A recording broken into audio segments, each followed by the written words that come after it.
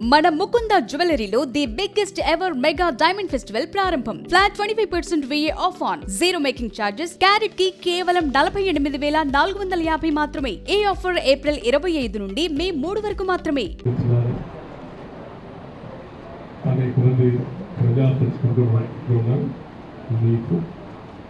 అందరికి కూడా ముందుగా నా హృదయపూర్వక నమస్కారం.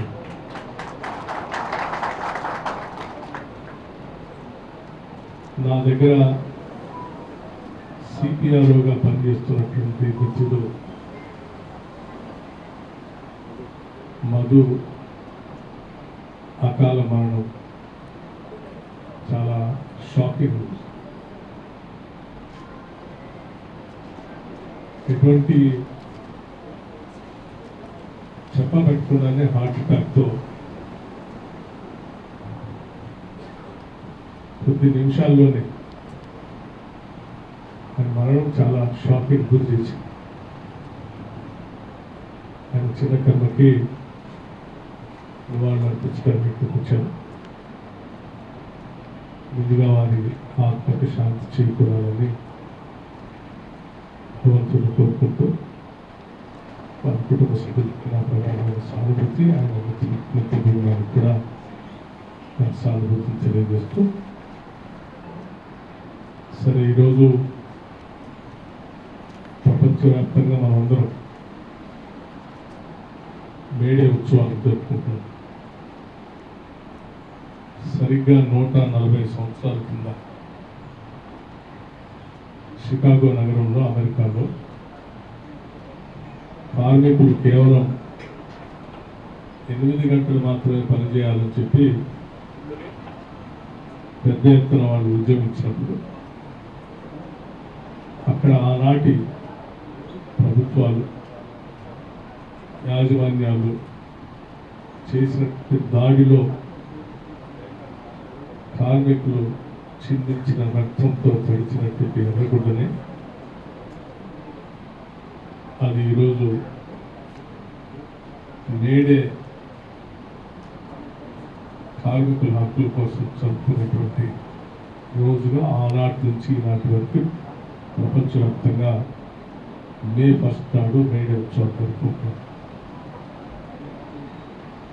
సరిగ్గా ఆ 140 సంవత్సరాల క్రితం జరిగిన సంఘటన తర్వాత కరెక్ట్గా 5 సంవత్సరాల తర్వాత భారతదేశంలో మహానుభావుడు డాక్టర్ బాబాసాహెబ్ అంబేద్కర్ మహారాష్ట్రలో జన్మించి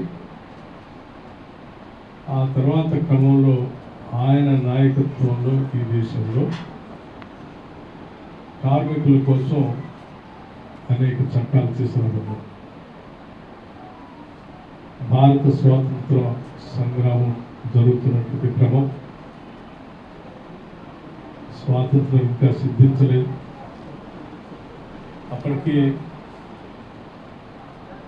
వైస్రాస్ ఎగ్జిక్యూటివ్ కౌన్సిల్ అనేది ఉంది. వైస్రాయ్స్ ఎగ్జిక్యూటివ్ కౌన్సిల్ అనేది ఉంది.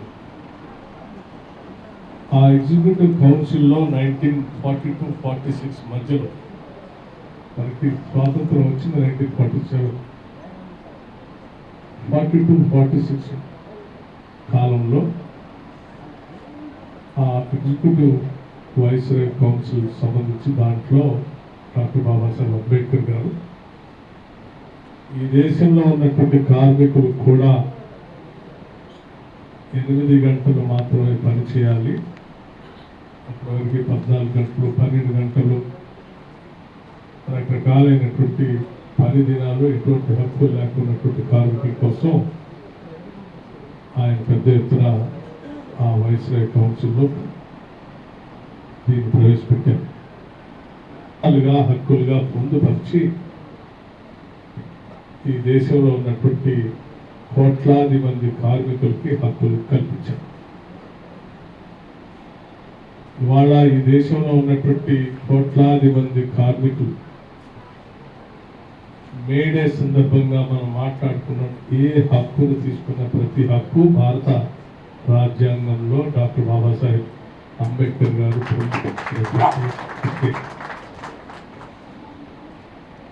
ఇది కేవలం పురుషులకే కాకుండా మహిళలకు కూడా ఆయన ఇందులో ఈ చట్టాలు పొందుపరిచారు. దాంట్లో ప్రధానంగా మహిళలకు సంబంధించి మెటర్నిటీ లీవ్ కంపల్సరీ ఉండాలని చెప్పి ఆయనే ముందుగా ప్రవేశపెట్టి దాంట్లో పొందుపరిచి హక్కుగా మార్చారు. అప్పటి వరకు ఈ దేశంలో కార్మికులకి మహిళలు ఎవరికి మెటర్నిటీ లీవ్ అనేది హక్కుగా లేదు. ఆ మెటర్నిటీ లీవ్ అనేది మొట్టమొదటిసారి వారు అందులో పొందుపరచడం కాకుండా మహిళలు కేవలం పిల్లల్లో సమాజంలో పెళ్లిళ్ళు అయిన తర్వాత కేవలం ఇంట్లో పనిచేసేటువంటి వాళ్ళు ఇంకా కార్మికులుగా చూడకుండా